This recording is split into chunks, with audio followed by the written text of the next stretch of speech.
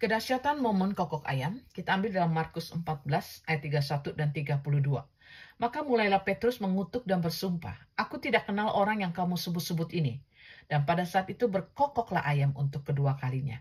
Maka teringatlah Petrus bahwa Yesus telah berkata kepadanya, "Sebelum ayam berkokok 2 kali, engkau telah menyangkal aku 3 kali."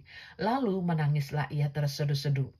Jadi pada momen sebelum Yesus disalibkan, ia berkata kepada murid-muridnya bahwa mereka semua itu akan tergoncang imannya. Namun Petrus membantah akan pernyataan Yesus ini. Dia katakan bahwa aku tidak akan tergoncang imannya. Namun Yesus menegaskan kembali kepada Petrus, sesungguhnya malam ini sebelum ayam berkokok, engkau telah menyangkal aku 3 kali. Yesus katakan bahwa bukan hanya sekali Petrus akan menyangkal dia, bukan 2 kali, tapi 3 kali. Jadi demikian yang terjadi ketika Yesus ditangkap, murid-muridnya tuh lari semua, ya.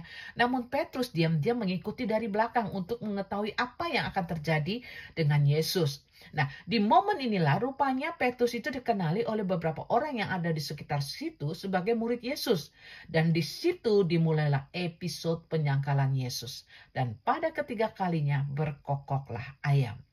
Jadi kokok ayam inilah yang menyadarkan Petrus, ya. Rupanya kesetiaannya itu tidak sekuat yang dia bayangkan, ya. Betapa rapuhnya kesetiaan dan keberaniannya ketika diperhadapkan pada tantangan yang ada.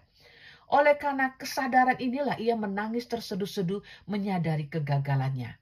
Jadi kokok ayam itu seolah-olah ngetawain dia, ya. Kamu mah beraninya tuh ketika tidak diperhadapkan. Mulut bicara enak, ya. Tapi ketika diperhadapkan ternyata dia keok. Jadi kokok ayam ini seolah menertawakan keberaniannya yang palsu.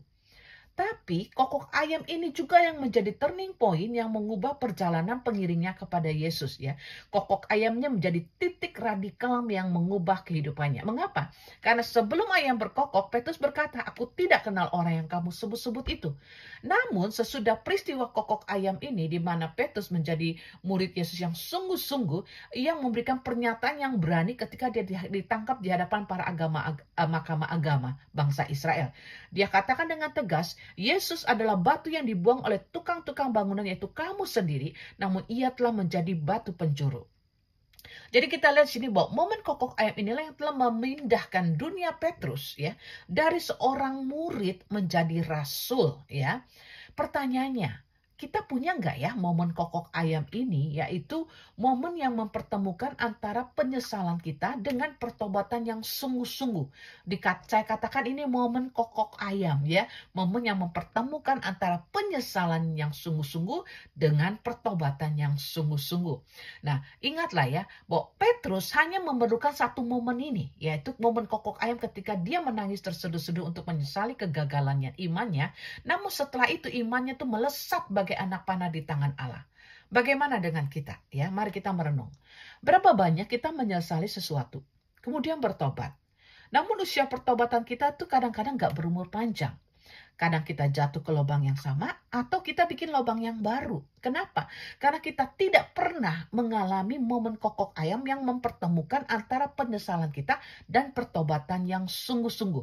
Jadi momen kokok ayam inilah yang menjadi monumen yang mengingatkan Petrus untuk mengubah pengkhianatannya menjadi kasih yang memampukan dia untuk mati bagi dia. Oleh karena itulah, ya, pada saat Yesus menampakkan diri, dia berkata kepada Petrus sebanyak 3 kali sesuai dengan penyangkalannya, "Simon anak Yohanes, apakah engkau mengasihi aku? Simon anak Yohanes, apakah engkau mengasihi aku?" Dan pada ketiga kalinya Yesus bertanya kembali, "Simon anak Yohanes, apakah engkau mengasihi aku?" Petrus menjawab, "Tuhan, engkau tahu segala sesuatu." Tuhan tahu pada saat dia berkhianat. Dan sekarang Tuhan tahu kasihnya itu sungguh-sungguh. Dia katakan, "Tuhan, engkau tahu segala sesuatu. Engkau tahu bahwa aku mengasihi engkau." Dan hal ini dikatakan Yesus untuk menyatakan bagaimana Petrus akan mati dan memuliakan Allah. Inilah kedahsyatan momen kokok ayam yang telah mengubah si pencundang menjadi martir Allah.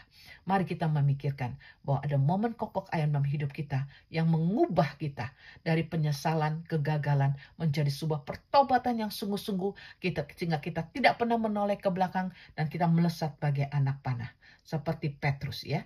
God bless you.